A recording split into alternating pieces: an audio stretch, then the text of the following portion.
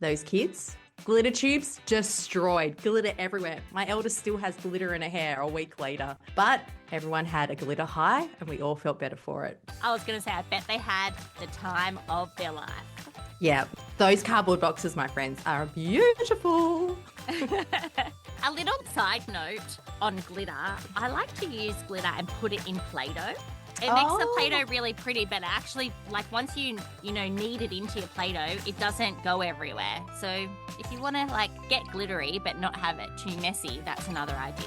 Yeah, or do it on a tray and you teach the kids, the older kids, to like shake it into like a box so you end up with multicolored glitter. Rainbow Sky Creations acknowledge the traditional owners of the land that we record this podcast on, the Dharawal and Whadjuk Noongar people. We pay our respects to their elders past and present and extend that respect to all Aboriginal and Torres Strait Islander cultures. Welcome back to Rainbow Skies for Teachers. We are so excited to have you here today because we're talking about one of my favourite topics. Oh, can everybody guess what it is? We all say it at the same time. Christmas! I am a Christmas girly. I decorate the house. I play Mariah Carey. We are recording this a little bit early so it can get edited and up online. I would like to start playing the Christmas carols now, but it hasn't even been Halloween yet. Yeah, I feel like Halloween is the mark and then everyone who are those people get their Christmas trees up on like the 1st of November. Yeah. I don't put mine up that early because I have a real Christmas tree. Do you have a real or a fake Christmas tree? Oh, we got a fake teeny tiny tree. We don't have a big one. It's just the size of our house. We could put it under our back patio. Actually, it's been the first year that my daughter's gone, can you decorate our house like Halloween? I went, no one comes down our street, babes. No one's going to enjoy it. Anyway, so she's going to keep plugging that for the next 10 days until I go to Bunnings and purchase way too much Halloween paraphernalia. Well, while you're at it, get your Christmas stuff so you can decorate directly, take your Halloween down and put your Christmas up. My kids love to go to me, can we please, can we pull out the Christmas box and play with the Christmas decorations? Oh, that's They do really that throughout cute. the year. Do they? Yes. And you let them? Sometimes I get a little bit festive, quotation marks here, around the winter time, for us in July, where the kids are like, can we please? I went, it's indoor play. Sure. Take out the Christmas stuff. I don't mind. But hey, that could be for your early childhood classrooms. Just bring in Christmas decorations. Get them to decorate little trees. Great fun. Anyway. Or you could practice, you could do all sorts of things with the balls and rolling. Yes. The baubles. Like there's lots of different things you could do experimental wise. Yeah, absolutely. But that's not what we're talking about. We're not talking about early years today. We're going to talk about primary years and we're going to share some activities. We're going to talk about some activities that A, you can get, but B, are going to get your kids really still in that theme of learning, practicing, all of those skills that we've taught throughout the year leading up to Christmas. So if you're a teacher that is in the Northern Hemisphere and you are working all the way up until Christmas and it's an important learning time, these activities are going to be great for you. If you're in Australia like us and we're wrapping up the school year, these activities are going to be ideal for you as well. Yes, I do like the end of the school year. I do like Christmas. Christmas is a great time of year and it's fun. And for us, the sunshine's coming up. For people up in the Northern Hemisphere, it's time to rug up, get the fire out and all cozy with your hot chocolates. Fun fact, I would say there's a huge majority of people in Australia who would love to have the white Christmas, would head up to Lapland, find Santa Claus and go do the white Christmas thing. Good yes, times. 100%. I would love to do that. Actually, someone asked me the other day about Christmas time and what pictures we have. And I was like, oh, in Australia, we still have the snowman and Santa's still dressed in his big woolen suit, even though it's like 1,000,000 degrees here. Yes, or the occasional rashy shirt, like the Christmas shirt and thongs and shorts. Yes, sometimes we do mix it up, but we still do a lot of the traditional Christmas images and things like that. Yeah. We've been infiltrated by the true Northern Christmas. So let's jump in. What are we going to share during our time with these activities, Ash? Hit us with a good one to start off. Well, the first thing I'm going to say before I share the activities is that all the activities that we're sharing today, you can get as a part of our 7 days of Christmas. We'll email you for 7 days with each of these activities. So if you want to sign up to that, the link is in the show notes. That is how you're going to be able to access all of these activities. If not, you're going to have to go onto our store and buy them and what have you. But as a little Christmas gift to you, as a part of the 7 days of Christmas, you're going to be able to get these activities. So the first one are code crackers. And we've been a bit code cracker mad in the last couple of months, haven't we? We have. Explain to everyone how it works.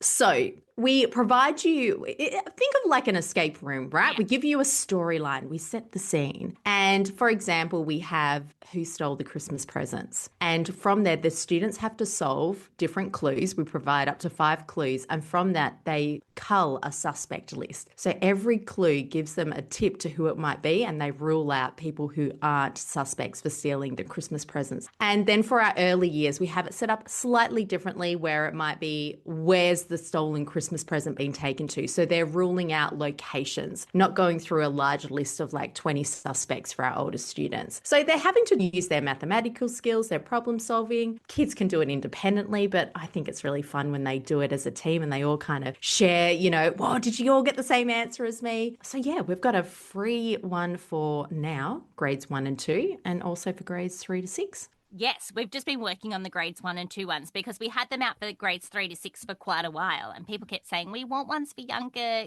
kids. I actually get my own kids to test all of these. Not only my own kids, but any kid that actually comes into my house. And there's a lot.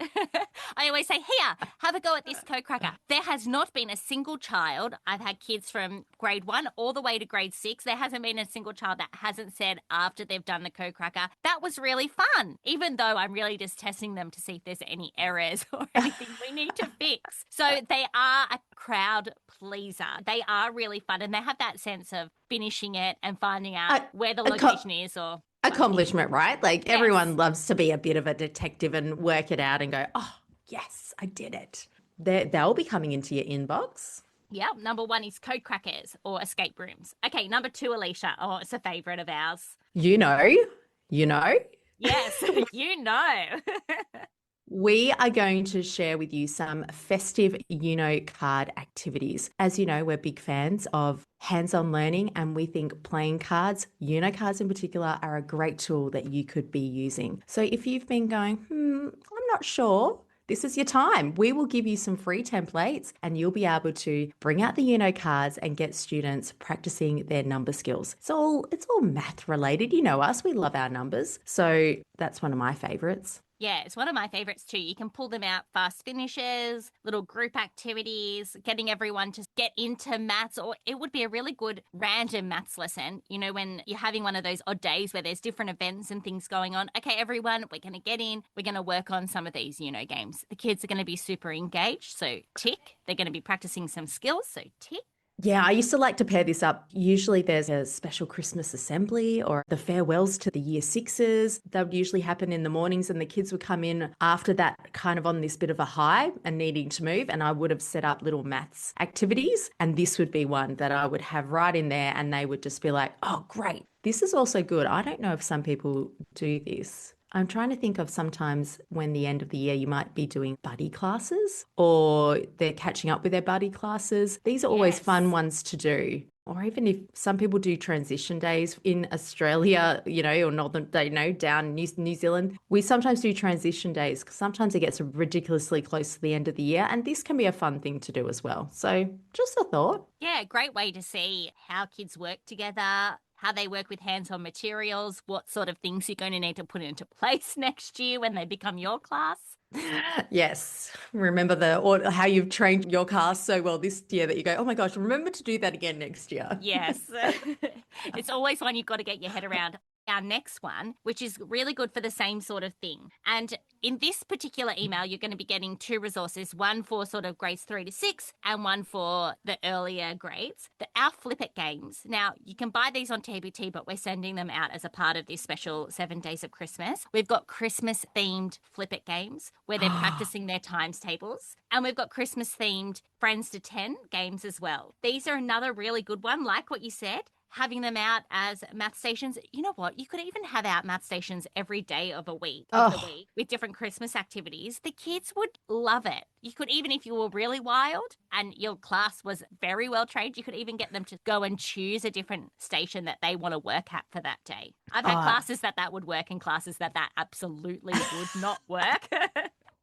Yeah, that's true. It's like those who I need structure and others who are like, oh, I can follow without a bit of structure. But my class would love that. My last few classes were little maths fiends, probably because they had me as a teacher who loved maths, that they had no choice. You must like maths. But there is a way to make maths fun, and they probably loved it because you made it really fun and hands-on with lots of games. Absolutely. So if you've been there going, oh, I've been wanting to try these Flip It games, well, here's your chance. And for our early years, the Friends to 10, they're really fun ones as well. Starting to get into that with my eldest at the moment, her little numbers and adding on. Good fun. Times. Yeah. Okay, next one. This one is, I feel like this is a mandatory one that I pull out every single year, made by the amazing Ash, and it's the Kris Kringle Kindness Tree. I would pull this up maybe at the end of November because I wanted time to put it on display. And it's all about spotting kindness in your classroom. And it's the kids who are spotting who's being kind, who's being a cheerleader, who's being an encourager in the classroom. And they get little triangles and they write little special messages like, Ashley was so fantastic at helping me with this problem in my locker where my lunchbox had exploded and it was really, really gross, but she helped me clean up. And then they use all the little triangles to make this beautiful class Christmas tree. Oh, it is a really sweet activity and it's a really great activity. We love focusing on kindness at Christmas time. In fact, we have an entire podcast episode about it. So if you want more ideas on how you can really focus on that kindness at Christmas time, go and listen to episode 61. It's from about this time last year. And we share lots of different ways that you can really encourage that kindness at Christmas time and have like a little Christmas kindness campaign. absolutely. This is just one of the ideas that we have.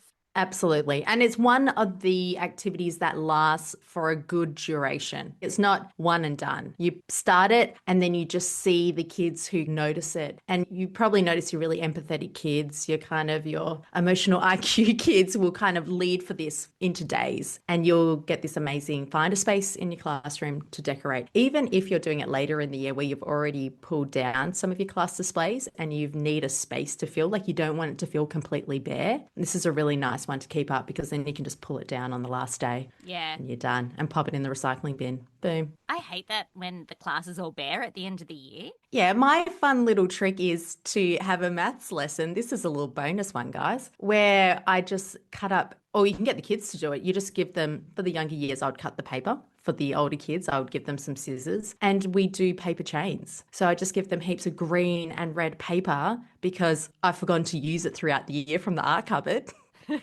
You can throw in any colors you want, really. It's Christmas. It can be, think of it, Christmas lights. And we would just have a lesson where I'd be like, okay, you've got 30 minutes. How many paper chains? How long is your paper chain going to be? And you could just see the kids who cut it small first or cut it lengthwise. And you just see all the different strategies that people have. And then you come together and you measure the paper chains and you get the meter rulers out. And then you have to decorate the classroom and it looks great. Do you get them to glue it or staple it? I would get to staple it. So I would go around. That was part of the procedure, is that we had to go around the day before, or they would have to get messages out and like, how do we get more staplers? And they'd be like, oh, well, we can go and ask. I'm like, okay, so what are we going to say? How are you going? So it was actually a bit of social skills too, because then you're practicing how to ask for something, how to go around and work as a team. And then in that morning, we would have collected all the staplers, made sure that we had stickers with the teachers' names on it and go nuts. And there's some kids who want to use sticky tape, which is fine. So it's tape dispensers and staplers. Good question. Nice. Yeah, I like it. There you go. So, the people who hate the bare classroom. Yeah, paper chains for the wins. You can always add in some snowflakes because, that's so festive for us Aussies. Yeah, it's not really festive for us Aussies, but that is actually a fun cutting activity or a fun symmetry activity. Yes, you took the words right out of my mouth, symmetry. Oh, and it's a good just test of patience because you see the kids who just hack it off and yet they end up with like a little square and you go, yeah, do you want to try that again? And growth mindset. So good. Oh, it makes me miss the classroom for a minute there, guys. You'll be back casual teaching just during the month of December so you can do some of these activities. Yes. All right, what have we got up next? Oh, the one that uses your brain quite a bit. This one is an oldie. Like it's like in the Rainbow Sky archives bit. Yeah. It's a veteran, and it is our creative thinking prompts for Christmas. Because who doesn't love open-ended tasks, hey, Ash? Exactly. This is great for your kids that want to think creatively. It's great just to get them sort of thinking outside the box and doing things that uses their brain other than just say colouring. We've got activities for kindergarten to grade 2 and then grades 3 to 6. So everyone is covered. I love these creative thinking prompts. And what I usually do is each pack comes with 3 prompts. Is I explain to the kids what the 3 prompts are. I say to them, you think about what one you would like to start on. And then I allow them to choose the activity that they want to do. And it's a really good way of just adding in that student voice and student choice towards the end of the year. I loved how you used to put a little post-it note on it and the kids would tally mark which one they wanted. And then you Yes. knew the exact number that you could photocopy. That's so smart. Exactly, because what I used to do is just photocopy 10 copies of every task, right? This is what I remember doing this in my very, very first year. And then everyone wanted one specific task. And I was like, oh my God. So some I had like 10 copies of still because no one wanted to do that task. And then another one I was constantly recopying it. So I like to introduce it the day before. Tell them the activities, put a post-it note on the front of each activity, and then they just come and put a little tally on what one that they want to do. So then I've got the right amount of copies. Yeah. Kids love these activities. I used to pull it out in the afternoon when everybody's run out of a little bit of puff. Yes. These are the activities you want to pull out. It allows the kids to be creative, to just go nuts. Use those craft supplies. I'm saying it again. Those craft supplies you forgot you had and you want to use, you just pull them out. And I think there's a bit of me who had a bit more tolerance to glitter this time of the year because it was like, whatever, the classroom has to be cleaned up. Might not be the same case for our friends in America, but yeah, I'd be like, come on, let's just raid the art cupboard. Let's do it. Yeah, some of those creative kids in your class would have loved that too. Yeah, absolutely. Think of it as pairing it up with a bit of STEM and creative thinking. Yeah. Or might just bring it out in my own home this Christmas with my kids. I wonder, everyone, if she'll be Got no brave enough choice, to get out the glitter in her own home. Well, funny story. We had some cardboard boxes last week and I'm embarrassed to say I pulled out glitter tubes I'd had, I think, maybe before I was a teacher. Like I might have got in my first few years of teaching. So we're going back here like 18 years or so. And I finally pulled them out. A long time. I finally pulled them out. And my kids looked at me and they said, Mum, we got cardboard boxes. I went, yeah. And my little one, Olive, goes, can we get out the paint sticks? I went, sure can. She goes, can we get out the glitter? I went, you're going to do this in the back garden on the grass? She's like, yes. Those kids, glitter tubes destroyed, glitter everywhere. My eldest still has glitter in her hair a week later, but everyone had a glitter high and we all felt better for it. I was going to say, I bet they had the time of their life. Yeah, those cardboard boxes, my friends, are beautiful. A little side note on glitter. I like to use glitter and put it in Play-Doh. It makes the Play-Doh really pretty, but actually, like once you knead it into your Play-Doh, it doesn't go everywhere. So if you want to like get glittery but not have it too messy, that's another idea. Yeah, or do it on a tray and you teach the kids, the older kids, to like shake it into a box so you end up with multicolored glitter, like you're repurposing the glitter. Yeah, well, that's fun too.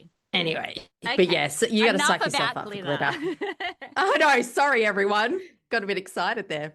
Our next one, our Christmas chatterboxes. Yes. Which is Cootie so much catchers, fun. Cootie fortune catchers, tellers. if you're over in the US, fortune tellers. Yeah, we call them chatterboxes in Australia. You know, they're the piece of paper that you fold and then you put your hands in and you can move them in and out. We're doing the actions, but you can't see us because this is a podcast. Yeah. But we've made these chatterboxes for learning, and they're a really good way for kids to practice their number skills. They're for fact fluency, so we've got some ones with odd and even numbers, we've got some addition, subtraction, and then of course timetables. I'm actually thinking we should make some division ones because my son, who's in year 4, is having a lot of trouble with his division facts, and he's just got a mind block about division. He's like, oh yeah, multiplication, I've got strategies, I just don't know my division, I don't know how to do it. So I was thinking maybe we need to add some chatterboxes with division, but that's a side note. We do. We have division chatterboxes. Go download them. We don't have them for Christmas or No, we don't. We don't have we don't have our festive. seasonal ones. Yeah, we don't have seasonal ones. No. So let us know. No, we would have made them by now. But yes, I think division facts are a great one to have. And it is division. It's that dirty word in maths that kids don't want to hear. But these are a great way of breaking the ice and for making it fun for kids to practice. Like, come on, rote learning, standing up, chanting. If you don't have kids who love the music side of things, it's not really fun for those kids. They don't kind of trigger to learning it. Well, if you bring out a chatterbox and the kids have to make it, they go around, they compete with different classmates. It's just fun. It's fun. And you know what, kids? I always find kids take them home and want to do it at home too, which is another great connection for school to home. We were out one day and we're stopped in at good old Macca's for a cheeky little ice cream, and they gave us little cootie catcher templates. This was actually this time last year for Halloween, and my daughter's like, oh, 4 at the time. She's like, these are great, Mum. Can you make some of these? I'm like, oh, I've got a whole store of them. Ashley's been making them for years, babes. Come on, pull them out. So they're versatile, and we do give you a blank template, so you can give it to the kids. And they can make their own. Maybe they want to make a multiplication and division one. Maybe they want to make something completely random on a topic that you've been working on, but give it to them, see what they come up with. Yeah, I love that idea of giving them their own, giving them a structured one to start with, and then go and create something yourself. And they'll probably do it 10 times better than us. Yeah, they will. Okay, our final resource in our 7 days of Christmas.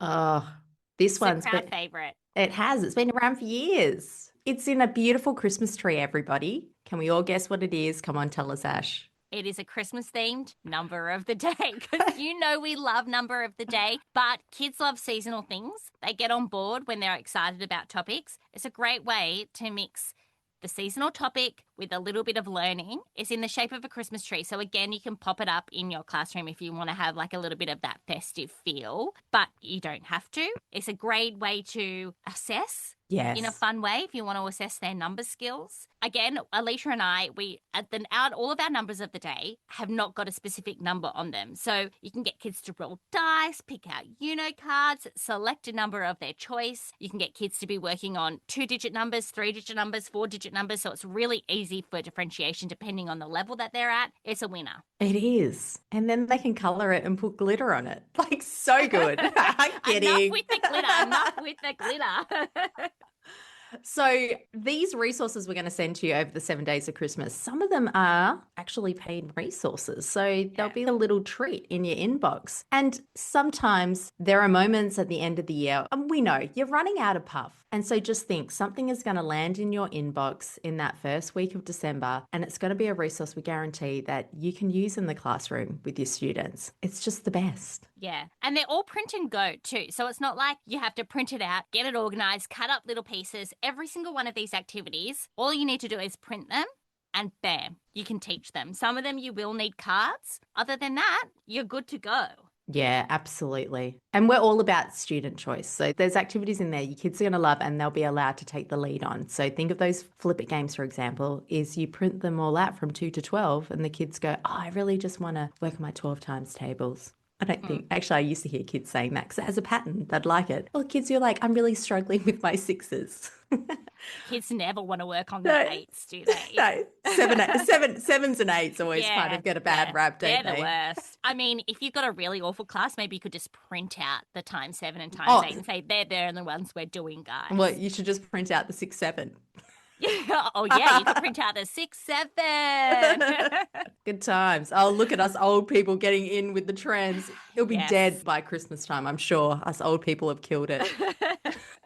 All right, give us a wrap up, Alicia. If people are still not convinced to join the 7 days of Christmas freebies, which are not free anywhere else, some of these you can get, but lots of them you can't. Give us a rundown. What are they going to get? So you're going to get our code crackers for years 1 to 2 and 3 to 6. You're going to get a bunch of Christmas-themed activities. Oh, that's just worth it. We're going to give you our Kris Kringle Kindness Tree. So that's just a really great one to support kindness in your classroom. Our super duper favorites from many years ago, creative thinking prompts, also for years 1 up to year 6. You're going to get some chatterboxes, festive chatterboxes, and Flip It and Friends to 10 games, the best. and our super favorite, our Christmas number of the day. And I don't know, there might be some teacher out there who's looking for some Christmas themed something to put in their portfolio because they haven't done something and they still do portfolios. And those Christmas number of the days are the perfect one for that. So we're going to send all those to your inbox. You literally just have to sign up with a link we'll share in the show notes